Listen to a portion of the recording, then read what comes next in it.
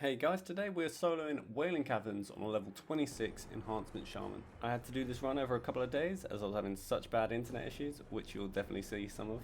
There were some super close calls in this dungeon. Oh my god. Oh my god. No. Oh. Whoa! It was very scary. Okay, let's jump into it. First mobs we face are raptors that screech for help when they're low on health. So don't fight them too close to other raptors or you're going to pull more than you want to pull. There are also evolving oozes that are immune to different types of damage depending on what colour they are.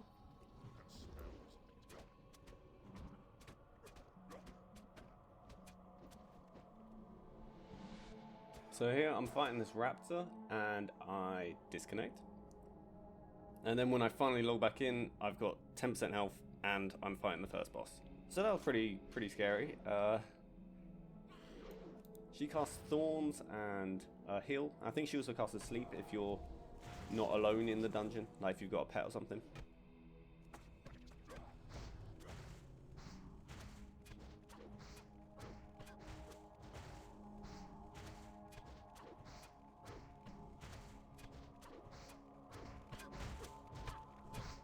Luckily, she's one of the easier fights. It was still pretty close. Obviously, if you start a boss fight at 10%, you're gonna struggle. But the first boss is down. Now we move left into the dungeon. Up here, you'll fight snakes, which cast a poison on you, which you can dispel if you're a shaman or a druid or a paladin, I think. You've also got these caster mobs that cast lightning bolt and a heal. The heal you really want to make sure you interrupt. They also cast transform, which turns them into a snake, and they do increased damage. So yeah, watch out for them when they're a snake. I didn't really have any issues with the trash so much. The trash in this dungeon is mostly fine as long as you kick the heals and you don't pull too much. There's little groups of snakes here. Groups of like 3 snakes plus a proper mob. As long as you kill those snakes quickly, you don't take too much damage and you should be fine. This second boss does have some of those snakes. To kill them quickly, I used an engineering bomb and a fire nova totem.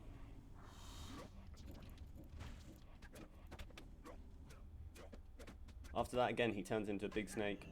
I stunned him to reduce the amount of damage I was taking, chucked off a hill, and then it's just kind of tank and spank, keeping your health up.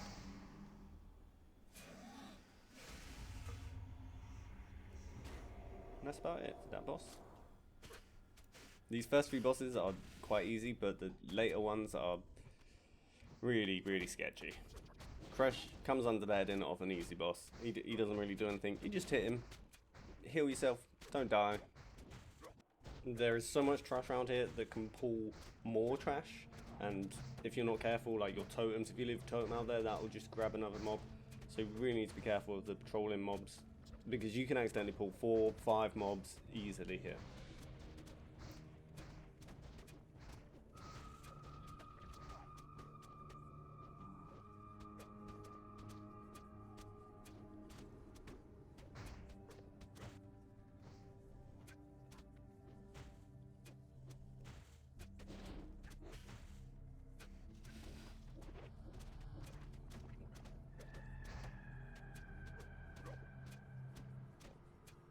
And now we move on to the hard bit of the dungeon.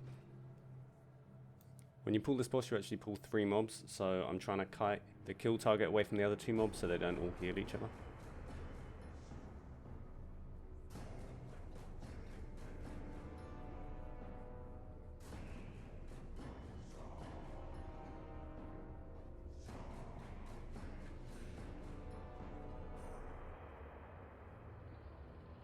I try to kite the mob out of line of sight here, but the heal just makes it through. And now I've pulled a pat, which I didn't see coming. So I chuck down a taunt totem and interrupt the mob who's healing itself. At this point I am just trying to kill this one mob, so if I can reset this boss, it will be an easier pull next time.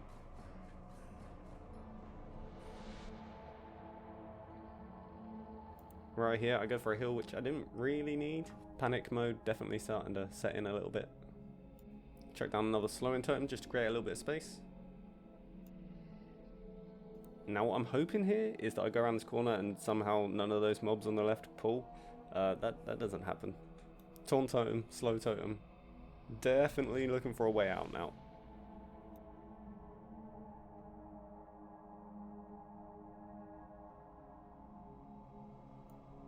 Holy, my heart was beating so fast on that jump. I thought that full damage was going to kill me. I thought a lightning bolt was going to get me. Yeah, it was intense. So I went back. I cleared out all that trash this time because, yeah, that was dumb not to. And I did the same pull, but I just killed that elemental guy and jumped down on the rock. Now this fight here is where I'm just fighting the 2 mobs instead of the 3 that were originally there. Again, with this mob, you just need to interrupt that heal. He does a thunderclap as well, which reduces how fast you attack. But apart from that, you just kill that ad. Once he's dead, you can deal with the main guy. I was quite lucky because I'm Tauren. I have 2 interrupts. I have War Stomp and Earth Shock.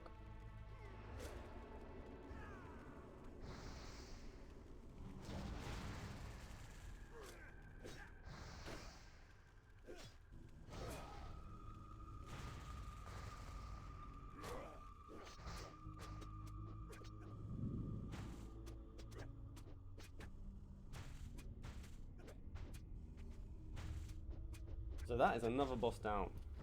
Definitely one of the harder ones, but not the hardest one. That's still coming. 5th boss is Scum. He is immune to nature damage. You just need to watch out for, there's a patrol that walks in his boss room sometimes. It's like this ooze that just passes in there. Apart from that, you just hit him. He has a lot of health. You just hit him though. You just hit him. It's classic WoW. You hit the boss, he falls over.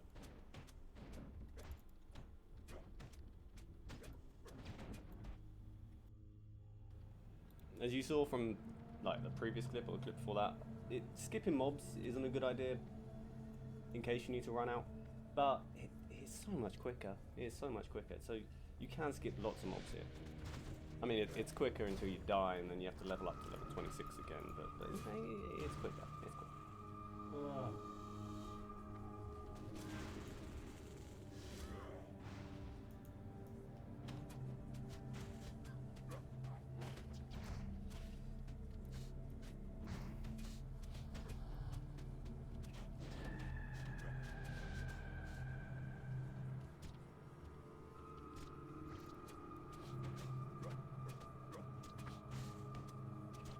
And here we run into possibly the most deadly boss, bad internet. Now this was worrying because this was right before, there's 3 bosses left. The next one's okay, but then the boss after that is the hardest boss in the dungeon, and I'm disconnecting. It's very, very scary.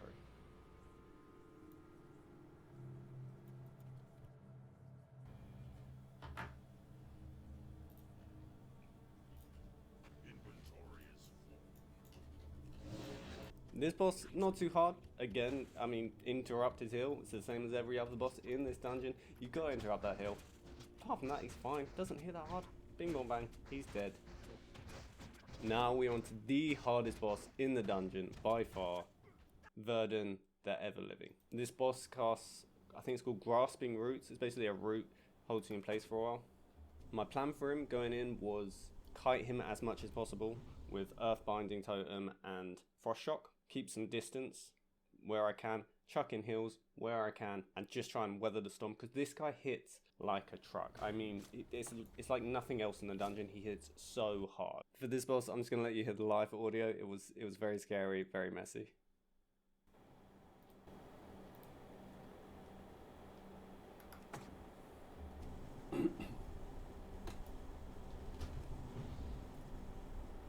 Fire shock. Okay, I've fun. Oh my god. Oh my god. Okay. Okay.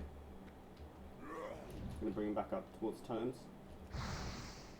Okay, we're okay. We're okay. It's nothing too hard.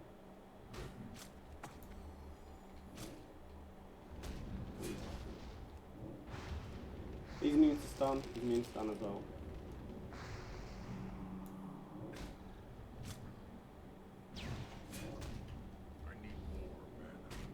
Oh. No.